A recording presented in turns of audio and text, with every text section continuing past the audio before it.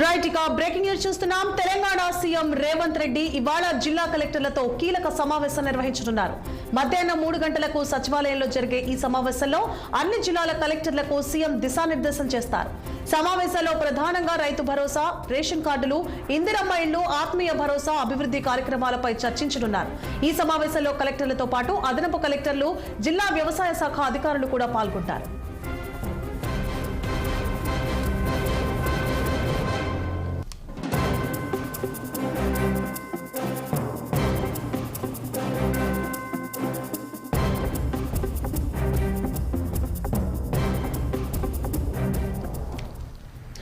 Right ఇక Telangana CM Revanth Reddy ఇవాళ జిల్లా కలెక్టర్లతో కీలక సమావేశం నిర్వహించనున్నారు. మధ్యాహ్నం 3 గంటలకు సచివాలయంలో జరిగే ఈ సమావేశంలో అన్ని జిల్లాల కలెక్టర్లకు సీఎం దిశానిర్దేశం చేయనున్నారు.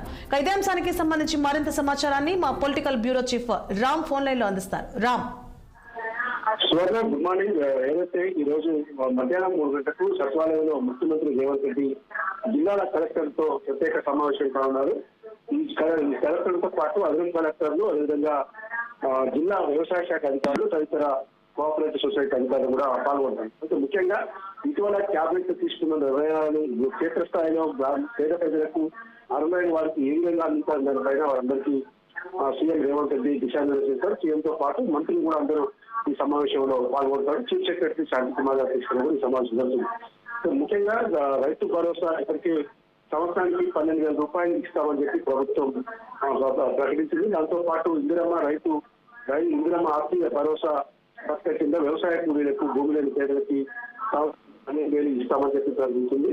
ఇందిరమ్మ ఇళ్ల ఎంపిక ప్రక్రియ వేగవంతం చేస్తా ఉంది. మరోవైపు ఈ 4 ఎజెండాల మీద ఈ సమావేశం జరుగుతుందని చెప్పి సీఎం కార్యాలయ వర్గాల అధికారికంగా చెప్పాయి.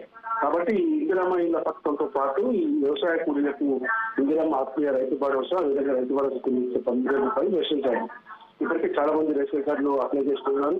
ఈ నెల చివరి వారం నుంచి ఇచ్చేందుకు ప్రభుత్వం సిద్ధం చేసింది. వైపు జనవరి 26న ఈ రైతు భరోసా పథకంతో పాటు ఇందిరమ్మ రైతు ఆత్మీయ భరోసా పథకం కూడా అమలు చేసేందుకు ప్రభుత్వం శ్రీకారం చుట్టింది.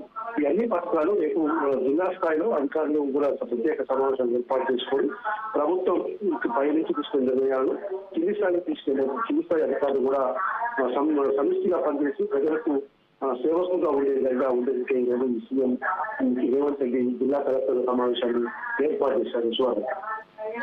పథకాల అమలు, అలాగే అభివృద్ధి కార్యక్రమాలతో పాటు స్థానిక సంస్థలకు సంబంధించి ఏమైనా చర్చించే అవకాశాలు ఉన్నాయా? అంటే స్థానిక సంస్థ ఎన్నికలు ఇదంతా కూడా గ్రామ పంచాయతీ, ఇప్పటికీ గ్రామ పంచాయతీలు ఎన్నికలు లేవు.